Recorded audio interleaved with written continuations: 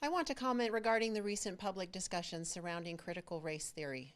The legislature will be debating bills that would impact every learning environment from kindergarten to graduate education.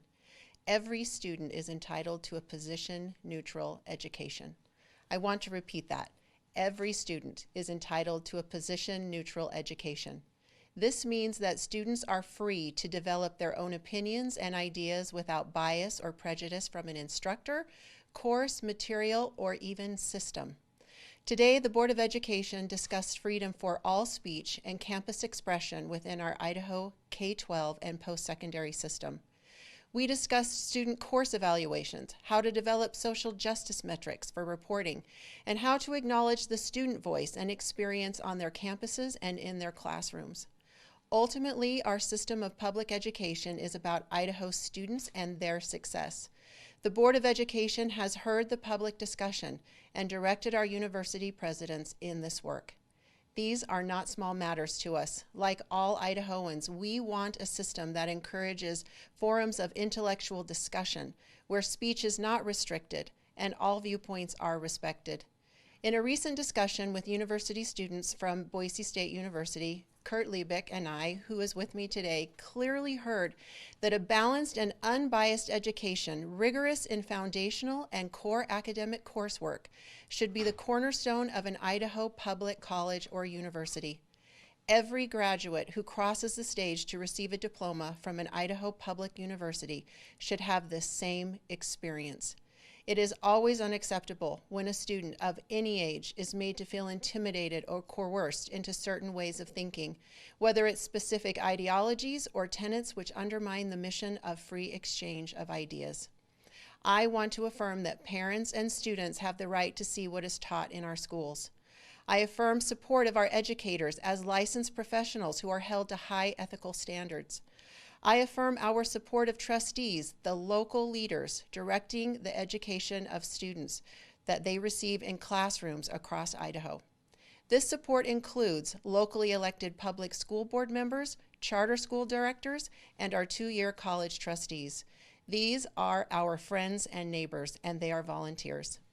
As the governing and oversight body for all Idaho education, we ask and continue to advocate that learning environments be uncensored and open, balanced and protected, so students are prepared for the world beyond the classroom and the university. The future prosperity of our state depends on their success and the success of Idaho public education system. If you had asked me what the legislature would have focused on as the session began, I would have thought the conversation would have been about the impact of the pandemic and how that the pandemic has impacted student learning, how it's magnified the achievement gaps, and what we collectively as a state need to do to address that. But that's not where the conversation has been at all. It's been about the issue of do we or do we not indoctrinate kids? Do we or do we not have freedom of expression?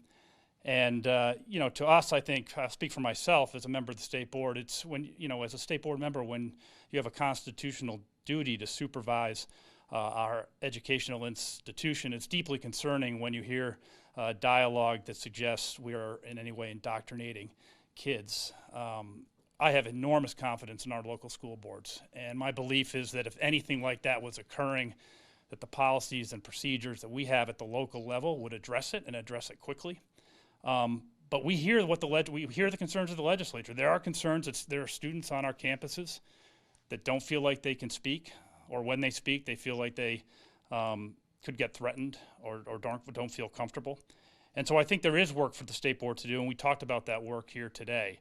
I think the first thing we can do is to brush up on the policies that we have in place.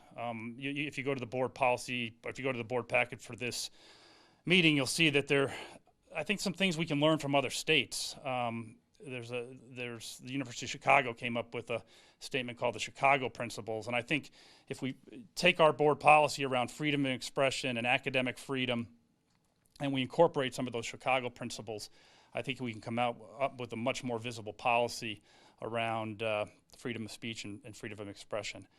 And then I think we need to turn our attention to actually collecting objective data. Too much of the conversation in the legislature is based on anecdotal evidence. There isn't a lot of fact or data around this debate. And so I think as a state board, we need to take a leadership role in that area. And I think we need to ask our universities to collect data about the climate, to collect data from their students around, do they feel like they are in a place that can, where they can speak freely. And so the state board's committed to doing that work. We're going to take a leadership role in this area. We're going to work with our presidents on our campuses to move this work forward. I understand the debate nationally. There are a lot of things that are happening on higher ed campuses across the country that cause me concern. I think there are campuses where students don't feel like they can say what they believe on certain issues. I don't think we have those issues in Idaho. I think we have the policies and procedures in place, but that doesn't mean we shouldn't stay out in front of it and put the disciplines in place and structures in place to ensure that our campuses are always places where students and our faculty can speak freely.